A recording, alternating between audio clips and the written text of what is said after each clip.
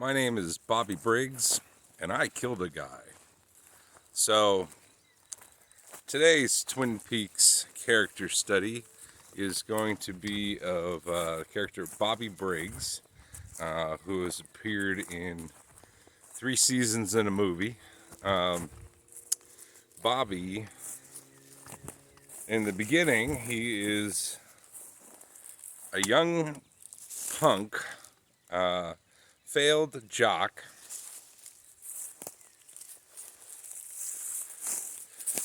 who later becomes deputy sheriff in season 3 of Twin Peaks. Um, so Bobby Briggs is introduced to us in the pilot as Laura Palmer's boyfriend, but uh, we learn later in Fire Walk with Me that this is kind of a loose term when it comes to Laura Palmer as to whether somebody is her boyfriend or not. But for all intents and purposes, for public appearances, Bobby Briggs is Laura Palmer's boyfriend. He's the son of Major Briggs and whatever his mom's name is, I can't remember. And so let's just look at Bobby Briggs when we first see him. He's a football player who hasn't been to football practice in 3 weeks. So he's kind of a failure in that aspect.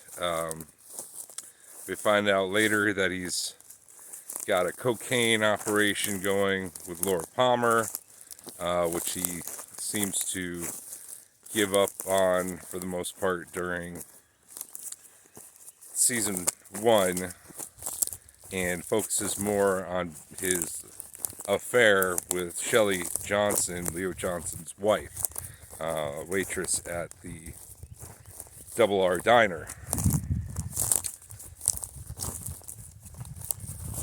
Physically, he's fit because he is, a football player, even though he's kind of lapsed in his football.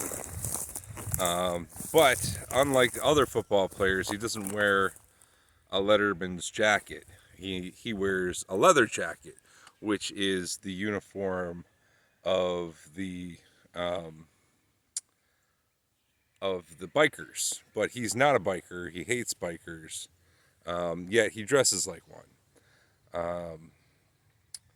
So in the same sense that with James Hurley, his leather jacket is his armor. Bobby also wears armor, leather armor, which indicates that Bobby is soft. He projects this hard exterior, but inside he's very soft. He's very vulnerable. He's very emotional. He is, he is a little boy who is playing at an adult, is what he is. He's, in a relationship with Shelley Johnson, who is an adult, who I'm not exactly sure her age. I think she's a recent graduate of the high school, but not so recent that she can still be considered a teen. I mean, she seems like she's been married to Leo for a number of years. Perhaps maybe she was a senior when he was a freshman, and now he is a senior and whatever. So Bobby, why does he play at the adult? Well, because of his father, Major Briggs, which we'll go deeper into Major Briggs in another episode. But right now, he's a military man. He works in secret. He works on a secret military project, and so the communication, even though Major Briggs is a loving father and is there for Bobby emotionally. He's not physically present a lot of the time, and what he's doing during that time, Bobby doesn't know. He could, he could be saying he's a secret, agent for the military, but he might just be out having an affair on his mother, who's sitting at home. He doesn't know. He would often disappear for long periods of time without notice, and with them never knowing when he was going to return. So in that aspect, in those absences, Bobby probably would have had to fill in as the father figure or the man of the house in his own home. So it's perfectly natural that he would see himself as an adult, but because he hasn't had that proper guidance of his father to teach him what being an adult means, he's had to make stuff up on his own. And I think part of the reason why he's drawn to Laura is because Laura is an adult. She's an adult in high school, but her lifestyle is very much that of an adult. She goes to bars, she's a hooker, she does drugs. So it makes sense for Bobby to want to latch on to something like that. So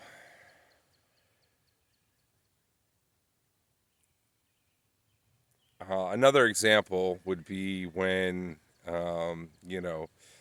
when after Leo's accident, he moves in with Shelly, and he takes on kind of the pseudo adult situation where him and Shelly are taking care of Leo as if he was a baby, but they don't do it properly as adults. They act like children.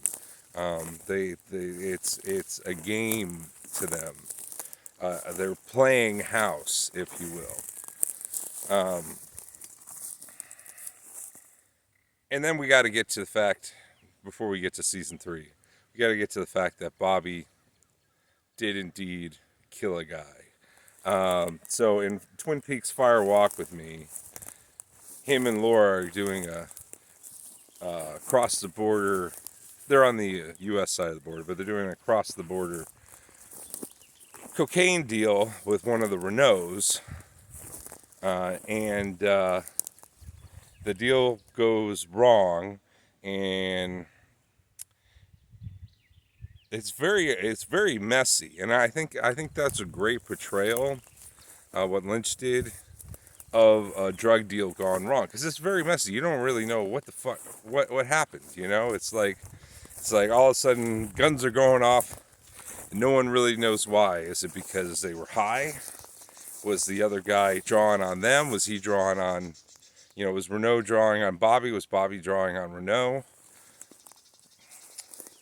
It's not clear. They kind of both just whip out their guns at the same time, and Bobby just happens to get the drop first. There's no indication up to that point that anything is wrong. Was it his intention just to scare the guy and try to rob him? If Renault was going to rob Bobby, that doesn't make sense why Renault would pull out his gun to rob Bobby, because he brought fake cocaine. So he could have just simply traded the fake cocaine for the money without any fuss whatsoever, and walked away unharmed. Needless to say, Bobby is very shooken up by this, the fact that he killed the guy. And I don't think he meant to. I think it was just an instinct. Perhaps he was high. He got the jitters, as they would say. and then he had to deal with the consequences, which he didn't handle very well in the movie. Now, of course, the movie is a prequel to the TV show, so perhaps that information wasn't available to him when he was deciding the actions for his character, the actor. Um, but needless to say, I think that was a major life-turning event for him, which I think is why even before he found out that Laura was dead, he kind of doubled down on his relationship with Shelley Johnson, which we could do a relationship videos maybe after we're done with the character analysis. But just want to stick to Bobby for right now. So anyway, 25 years later, Bobby has done good as per Major Briggs' premonition that he would. And he's become a deputy sheriff in Twin Peaks. And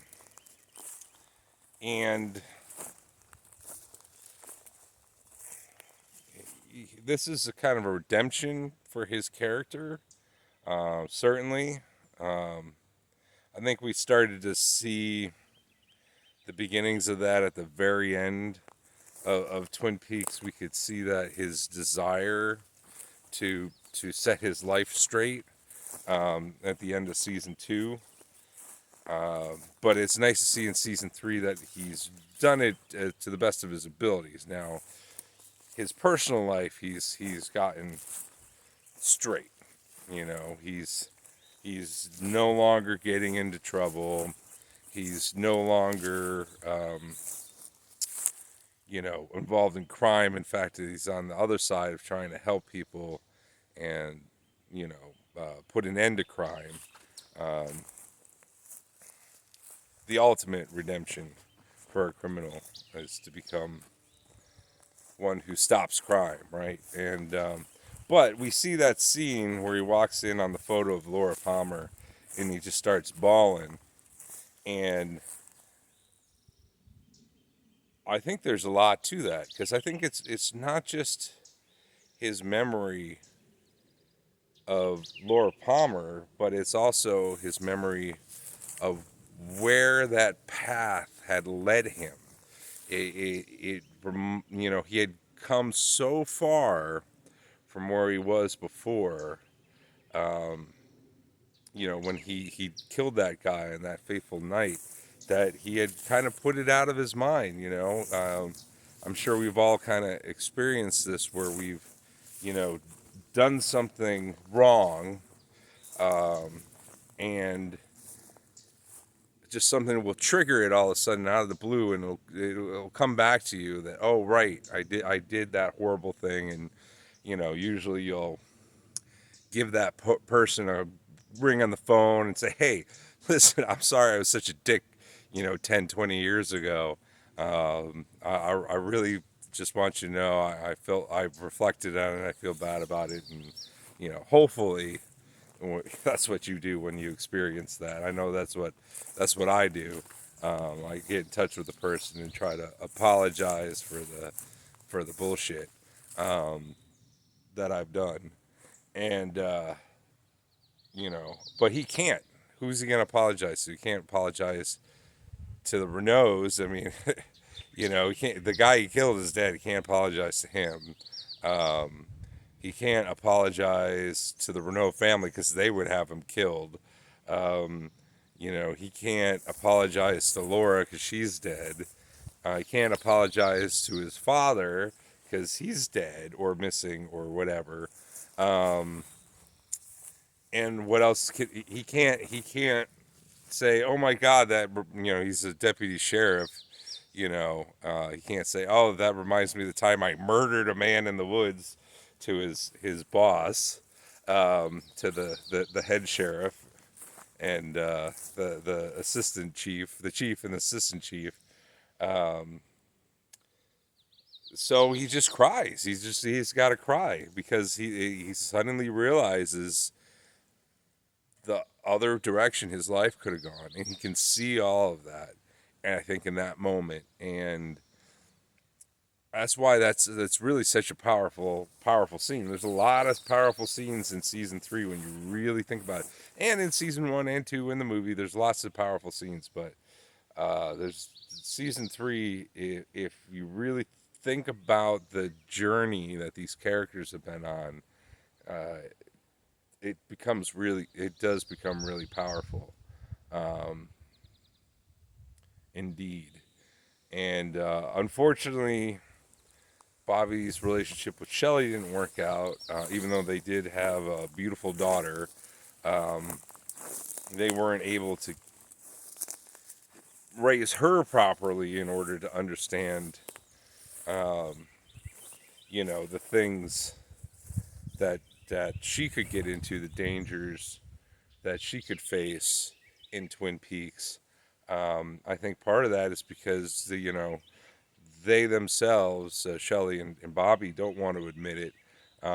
Shelley has not changed at all, unfortunately, but that's another video. But um, because of that, that's probably why Shelley and Bobby couldn't be together. That's probably why, even after having a child, their relationship couldn't work out, because they were just so far apart into two different worlds. So, yeah. So, that's Bobby Briggs. My name is Bobby Briggs, and I killed a guy. If you enjoyed this video, this character analysis of Bobby Briggs, please like, subscribe. I've been trying to do one of these every week. I haven't done it the past couple of weeks, but that's probably because there's so many good characters. It was hard to decide on who to do a video about. So please like and subscribe, ring the bell for the notifications, and continue on this journey. That's it. I'm gonna hit the stop button. Wow.